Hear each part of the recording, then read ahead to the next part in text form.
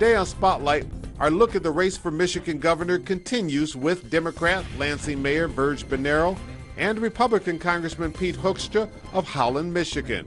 Each one is trying to win their party's primary. It's Sunday, July the 11th. I'm Chuck Stokes, and this is Spotlight on the News.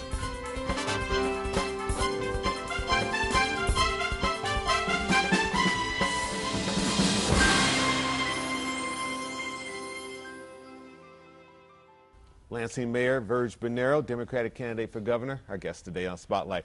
Welcome. It's a pleasure having you. Thanks, Chuck. Always good to be here. Your candidacy is obviously very, very official.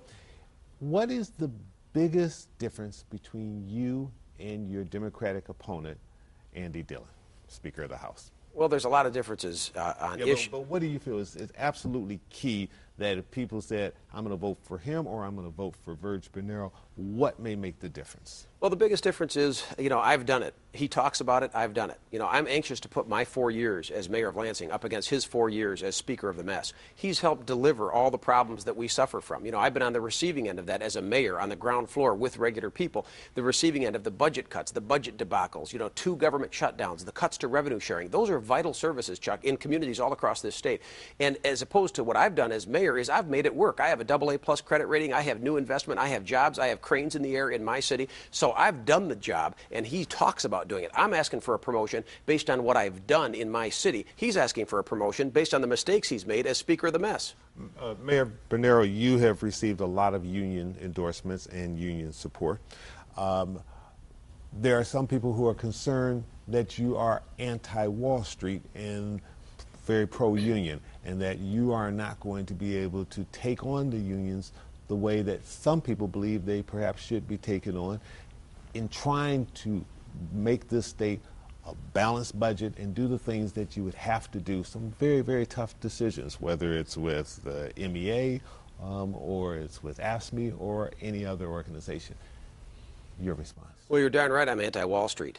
It has been Robin Hood in reverse, steal from the poor in the middle and give to the rich. But how can you be anti-Wall Street and make a state financially vibrant? Well, businesses create jobs. Because you can be anti-Wall Street and pro-business. I'm pro-Main Street businesses. What Wall Street has done is dried up our credit. Wall Street has refused to invest in Michigan. They've robbed us of our recovery. They're denying us right now funds, access to capital. I proposed a state bank like in North Dakota so that we can keep our assets here. Look, I was endorsed by the Chamber of Commerce, the state chamber, and the regional chamber when I ran for re-election as mayor. And running for governor, I'm endorsed by my local chamber because they know me. They know that I've laid out the red carpet instead of the red tape for business.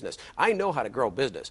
I recognize that there is no labor without business. And I am pro-labor and pro-business. I think we're going to win this thing together, Chuck, but we've got to invest in Main Street. Wall Street is killing us. They're not investing in Michigan. They've robbed us of our recovery. Do you think you have the rank and file union supporters with you? Because our polling shows that while you may be getting some of the key union endorsements from leadership, that's not necessarily translating in terms of the rank and file.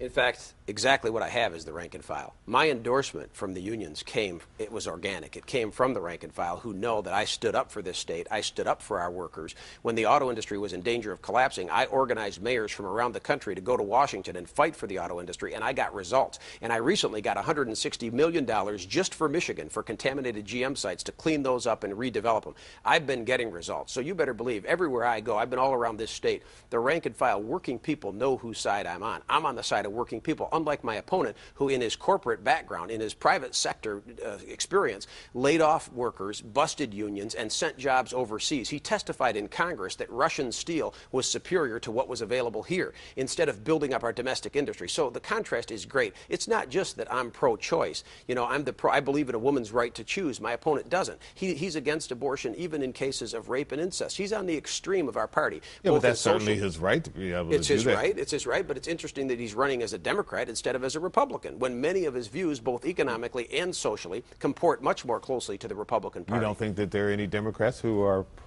pro-life? I think that his views, both socially and economically, when you look at what he's done in terms of promoting Wall Street and helping the fat cats and lining the pockets of fat cats instead of workers, that aligns with the Republican Party, together with his anti-choice position, even in the extreme cases of rape and incest. How are you going to create jobs, and how are you going to get Michigan back on a sound financial footing?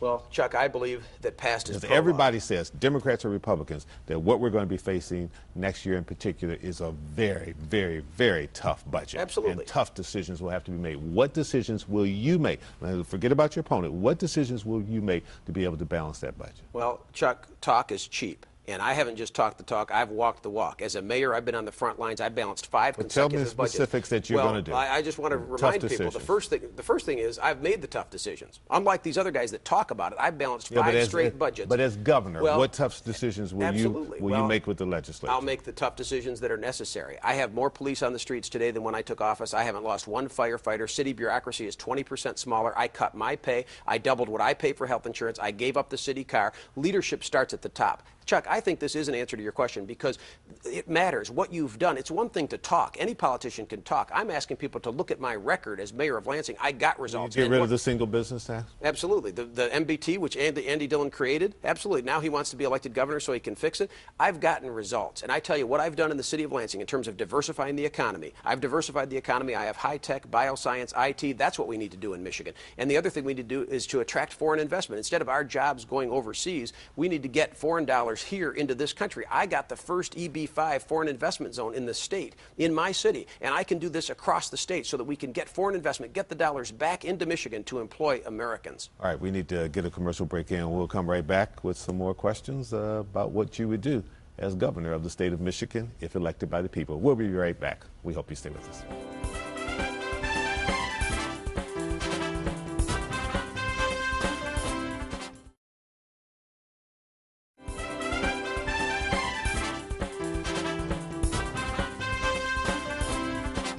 Democratic candidate Virg Bernero, our guest today on Spotlight.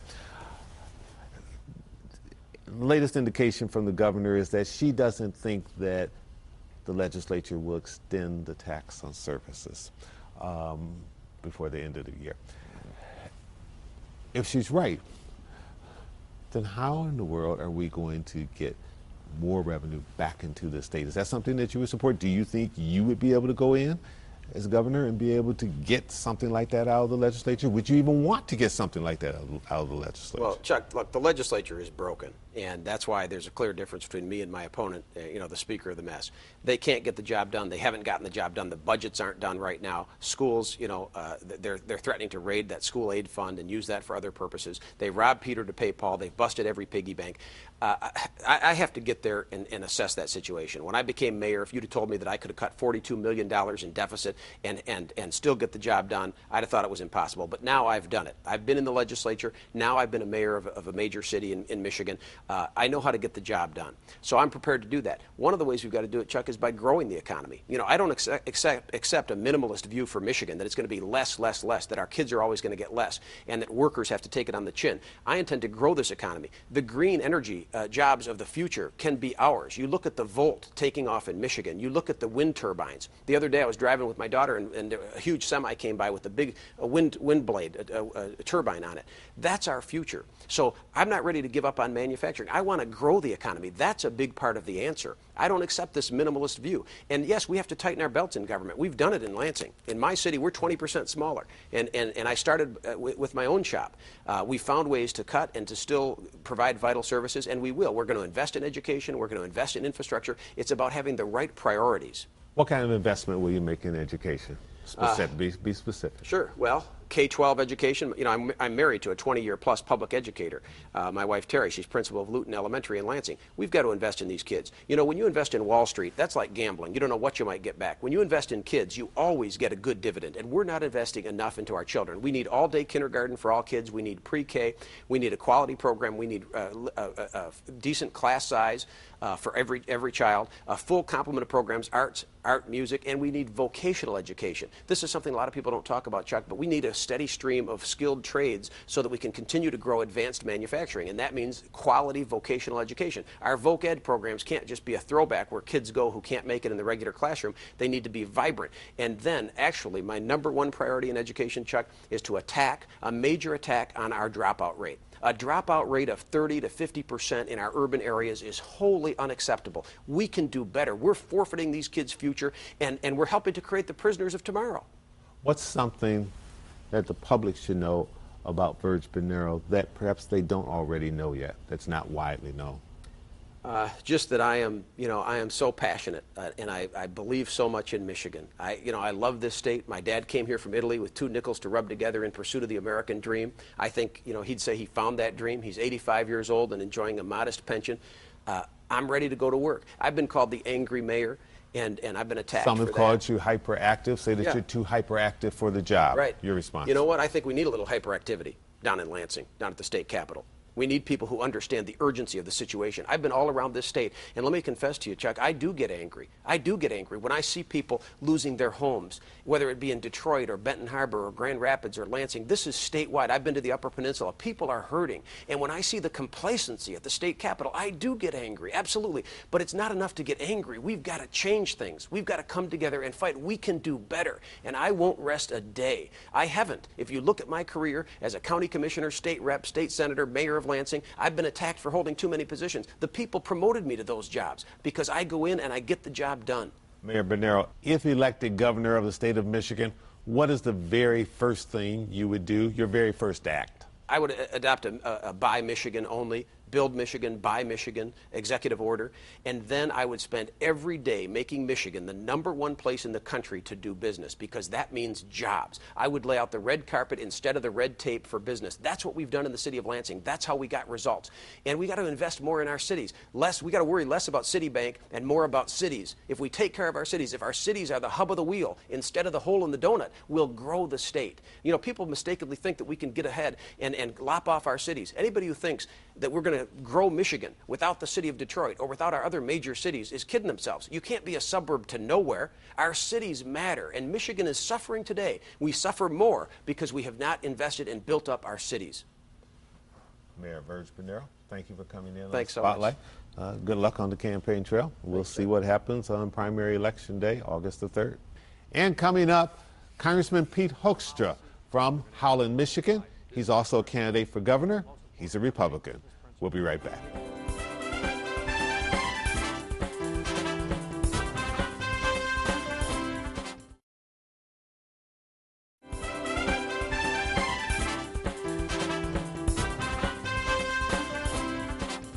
Welcome back to Spotlight. Joining me now is Congressman Pete Hoekstra from the city of Howland, a Republican, and it's a pleasure having you here. It's very good to be here. Thank you. All right, and most importantly, candidate for governor of the state of Michigan.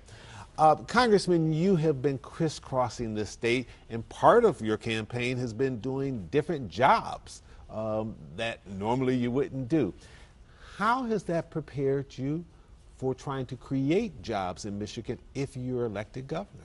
Well, I've had the opportunity to go into small businesses, medium-sized, and large businesses across the state, and to understand, number one, the employees and the owners of those businesses, but also their aspirations and their dreams. And what I leave those jobs with is a renewed optimism for Michigan. These individuals, these companies, they have aspirations. They want to grow in Michigan, and in many cases, they've just identified the barriers to growing in Michigan. And as governor, those are the kinds of things that I'm going to try to reduce so that we can have more jobs, so that these businesses, these individuals can invest in Michigan and create jobs in Michigan. What is the biggest difference between you and your Republican opponents? And that's who you have to face in the primary. Right. Forget about the Democrats for right now. You got to get past the Republicans first. And, of course, the polls have been looking pretty good for you. But what's the biggest difference that voter should know? Well, I think the biggest difference is we all have unique resumes. We're all unique individuals. I'm the only person that comes into this race with a solid business background. I've got an MBA from the University of Michigan. I spent 15 years working for Herman Miller, the Fortune 500 office furniture company. Went in as an entry-level job and then, left Herman Miller when I was a vice president to run for Congress. And so I've got the solid business background and then the experience in politics at the federal level. But I think if you take a look at what this next governor is going to need to know, they're going to need to know policy, they're going to have to know how to apply business principles, but most importantly, how to take business principles and get them done in government. So you're going to have to understand politics as well. Along this campaign trail, perhaps the most vicious attack has come from Attorney General Mike Cox. He has sort of labeled you as a big spender there in Washington. If indeed what he is saying is true, would you be good for Michigan in a state that financially is strapped? Oh, big spender is terrible. It's one of the reasons that they're not running that ad again against me anymore. Number one, the independent groups that have come out and looked at it, they said, it's not true. The second thing is the people who know me and know my record in Washington, they kind of laugh when people say, there's actually people in Michigan who think that Pete Hoekstra is a big spender. This is a guy that Newt Gingrich said could make a penny squeal because I'm known for how tight I am with my own money, but also with the taxpayers' money. That attack has no credibility. Every scoring indice, every organization that rates votes in Washington has consistently rated me as one of the most conservative and one of the most spendthrift members of Congress. If you're in charge of Michigan and in charge of the budget, obviously you have to work with the legislature, but specifically, what are some things that you would do to get Michigan's financial house in order? Well, to get Michigan's financial house in order, you need to do two things. You need to, number one, reduce our cost. It's not a whole lot different than what you're doing in business if you're running into trouble. Reduce your costs. We can streamline Michigan's costs. If we reduce our costs by 10% at the state level, what we will do is we will be able to get rid of the Michigan business tax, fix our deficit, and even have some money left over to fill some potholes. So number one is the expense side, tackle the expense side, and then on the revenue side or the economic growth side, create an environment where people will invest, where they will grow jobs, and that is the direction you go. Cut spending, reform the tax code, lower the tax burden, and create an environment where we will have economic growth in this state. And I think we'll be surprised by how quickly this state could maybe come back. Are there any taxes that you would go for once you do all the things that you're saying you would do, and if you looked at it and said, there's still not enough money coming into this state, is there any type of tax, extended on services, whatever? Yeah, no, I mean, I think we do need fundamental tax reform, which means we got to get rid of the Michigan business tax. We need to get rid of the personal property tax, which penalizes especially manufacturing companies in this state. Those two taxes go. I think if we eliminate those two taxes and say we need to make up some of that revenue, I really would look at a consumption tax, some type of a sales tax, an expansion or an increase in our current sales tax. Sales taxes are easy to collect. They are transparent. People know how much they're paying. It's much better. The overall tax burden on the state would still be less, but instead of having three different taxes, we'd have one. Instead of three costs of compliance, we'd only have one, and we'd be implementing the tax that is the easiest and the cheapest to administer. All right, we need to rush to a commercial break. We'll hurry right back with some more questions and answers with Congressman Pete Hoekstra of the city of Holland, Michigan. We'll be right back.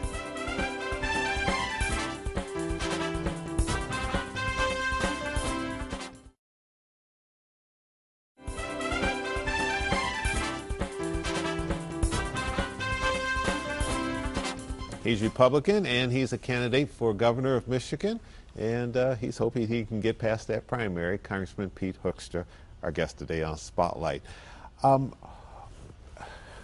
People are sick and tired, based upon the polling that we've seen, of partisanship, and they want the bickering to stop back and forth, which may suggest that they want someone who can prove that they can be independent and work with Democrats and Republicans. Your thoughts on this, and what can you point to in your background that would say, I'm not going to be terribly partisan? When we've worked on federal prison industries to reform that industry and to create jobs in Michigan, my lead co-sponsor on that bill, they were John Conyers and Barney Frank. We don't have a lot other things in common, but we developed a friendship in working on that issue together, and then we found other places to work together. When I did intelligence reform, I did that with Jane Harmon and Joe Lieberman, and we successfully got that legislation passed and signed by the president. And when there was a need to rid the Teamsters of a corrupt leadership back in the late 90s, I did that. And when we got done with that process, the rank and file Teamsters said, Hoekstra treated us very fairly, and he gave us our union back, and we've been friends ever since. So three really hard jobs and three very different bipartisan coalitions to get to results. Some people, especially some loyal Republican watchers, who have said, how in the world can you be from the west side of the state, run for governor, and not get an endorsement from the DeVos family? Now, granted, you've gotten the Van Andel family, but some will look at that and say that's a conservative Republican base, and you didn't get it. Do you see that as a weakness or criticism in any way, shape, or form? No, I mean, I didn't get every endorsement on the west side of the state. I didn't expect to. I think it shows that I'm independent. Our poll numbers on the west side say we're doing phenomenal. Same thing over here on the east side of the state. You know, we've got people like Candace Miller, Mike Rogers, who have endorsed my candidacy, Senator Nancy Cassis, who has endorsed my candidacy. So we've done, I think, extremely well across the state, which is what we need. We need a governor who can represent and who will represent the cross-section of Michigan, not a specific region. Since running for governor, obviously you got to go all around the state. You've had to be out of Washington at key times. You've missed some key votes. People will point to the unemployment extension, others. What do you say to those people who say, look, you're not doing your job while you're running for another job? Well, I think you take a look. I've got a lot of responsibility for national security issues. When President Barack Obama wanted to move Gitmo prisoners into Standish, Michigan, I stood up and I made sure it didn't happen. When he now wants to move the trials from Gitmo detainees from Gitmo up to New York City, I'm standing up and making sure it doesn't happen. We're being very, very effective. Some of the votes that people will say, Pete should have been there. I'm sorry, you know, we lost that vote by 100 votes. We lost it by 80 votes. My being there would not have had any impact in the outcome of the vote. But right now, people in Michigan are concerned about what's going to happen on August 3. They're concerned about what's going to happen in November. They want a fresh start. They want to see the candidates for governor. They want to see me. They want to hear me talk about my vision, but they also want to share with me their vision for where Michigan goes. You know, there may be some of my opponents may be taking this shot or that shot at me, but I can tell you at the grassroots level, people want me engaged. They want to be talking to me about the future of Michigan. The people on this side of the state will want to know, because Detroit is such a large city, do you have an urban agenda? Have you given serious thought to that?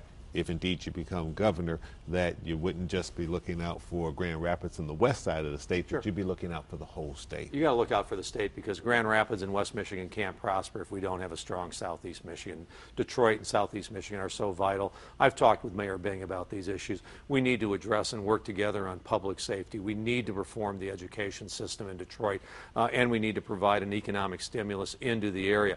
We start working on those three things, and if we've got a mayor in Detroit, we've got the county execs from Southeast Michigan working and standing side by side with the next governor. That will send a powerful message to this state and actually to the entire country that it's a new day, not only for Detroit, but for Michigan, and it's time to take a look at Michigan as a place where you're going to invest and create jobs. I'm confident I have the interpersonal and the leadership skills to mesh the interest across the state and bring them to bear on our biggest urban center, Detroit. One of the things you did not go along with in Washington when President Bush was president was the No Child Left Behind. Right. Why? And do you feel as though you were disloyal to the president who was of your party?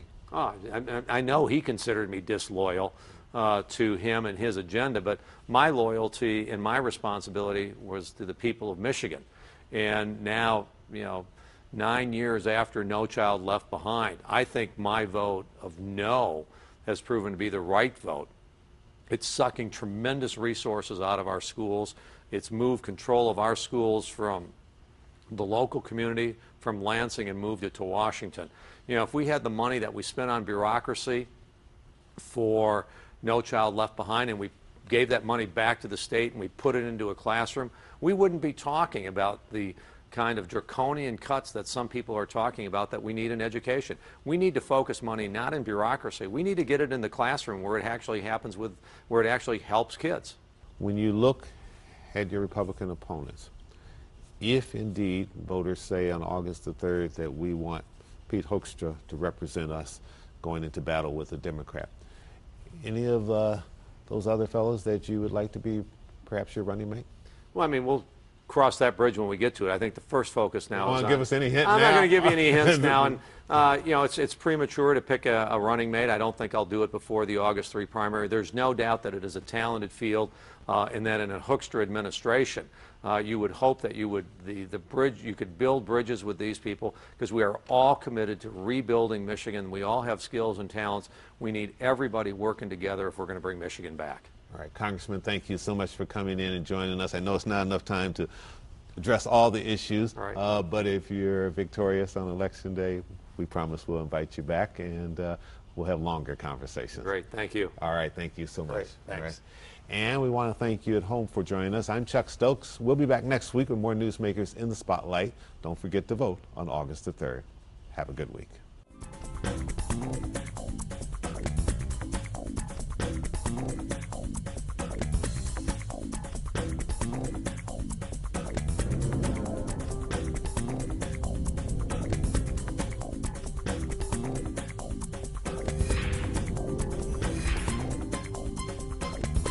This Week is next on 7.